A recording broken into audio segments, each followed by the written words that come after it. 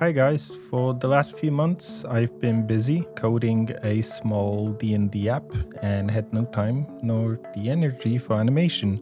I just like to have few projects in motion and jump between them whenever I feel like it. Last time I left off animating a short scene with the kid rig. It has been months since I animated and wanted to start with a simple shot. The rig seemed to work fine. It required only a few small tweaks, which I planned to address before doing any other shots with this character. As for the scene, I approached it in the wrong way and animated it without a coherent plan in mind. Completely forgot how jumping straight to rig animation can make your animation look stiff and boring, so always prepare your golden poses and roughs before animating.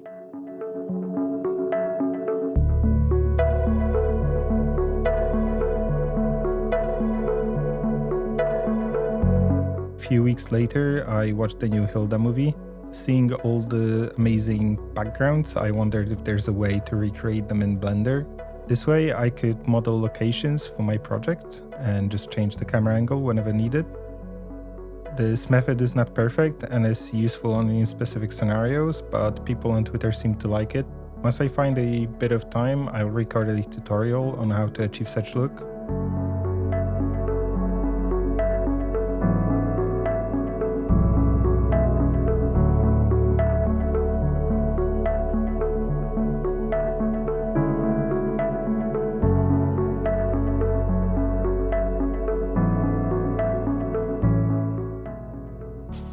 I opened the animatic for my project. I made it almost 2 years ago, and since then a lot has changed. I thought of redoing it, or at least adjusting it, but my Storyboard Pro license expired. Do I want to spend money right now? Not really. I had to look for an alternative. I could use Photoshop or Clip Studio Paint, but then I'm stuck with short scenes only. To view the final output, the scenes would need to be dropped into the editing software. I needed a tool in which I can easily scrub through thousands of frames without any lag.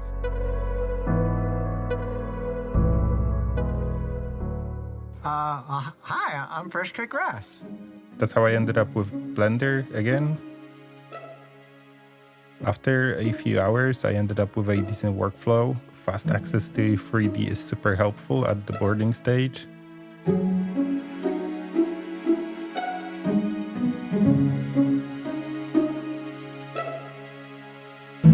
Also, add-ons like Photographer are great for camera work. After updating my animatic and my Notion page, I wasn't sure what to do next.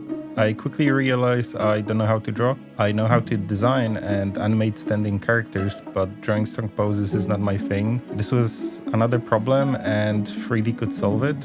All I need is a puppet I can use as a reference. They did it on Vox Machina, so why not borrow their idea?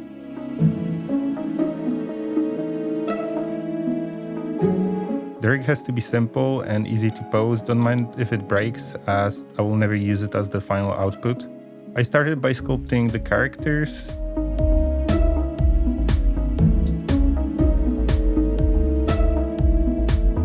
Translating a 2D image into a 3D model is hard. Decisions need to be made at every step of the sculpting process.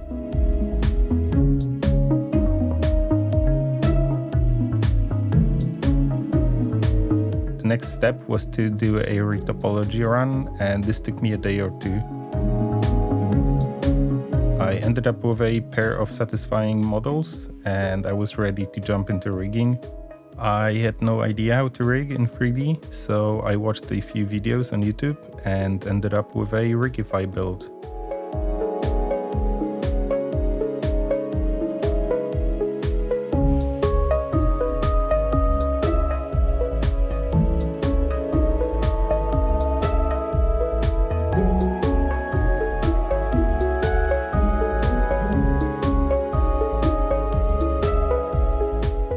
I even tried importing some mocap data, but that didn't go too well.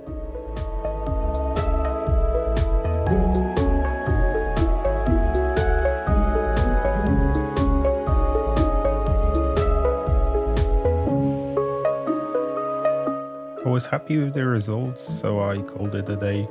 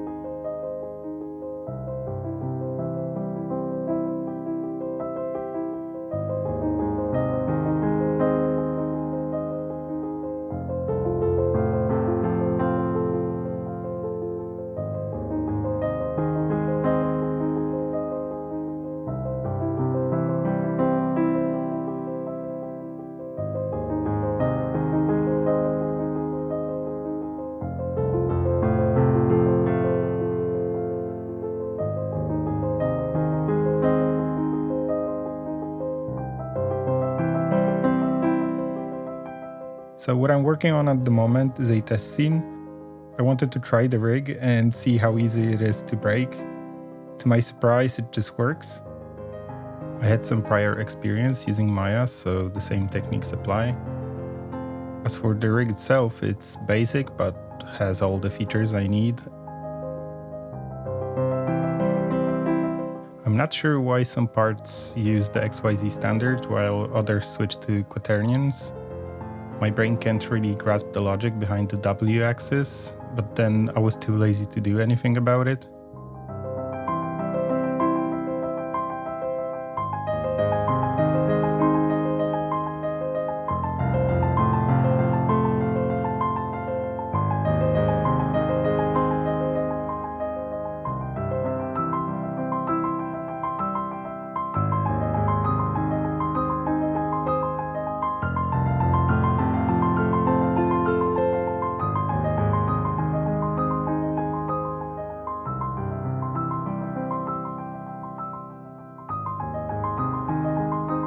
With the scene finished, now I can make the decision if I want to go with traditional way or use a rig in Harmony.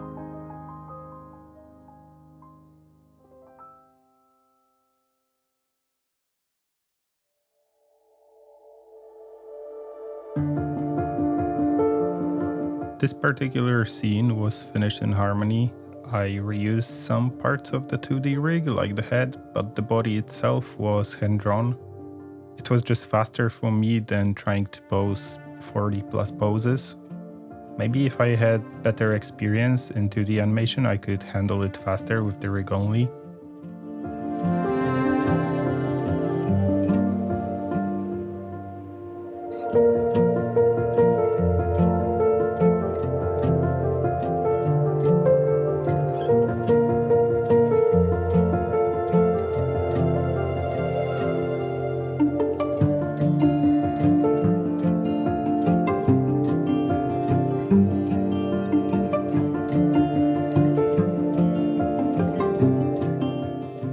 I had to split the hand-drawn into 2 layers, one for the parts appearing in front of the head, second behind it.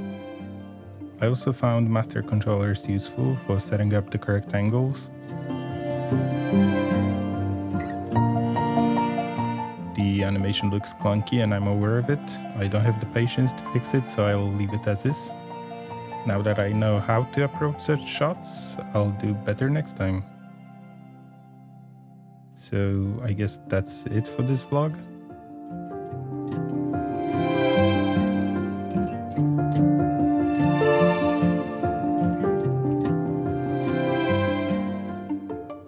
Somehow I ended up with 3,000 subscribers. It's a big one for me and never would I expect to hit that number.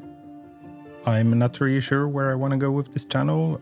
Animation is a fun subject, but it's time consuming. Sometimes it can even drain the life out of you. The process of recording tutorials is even worse. All the preparation, editing and recording. This stuff is just overwhelming and all I really want to do is chill. Anyway, thank you for subscribing and see you in the next video.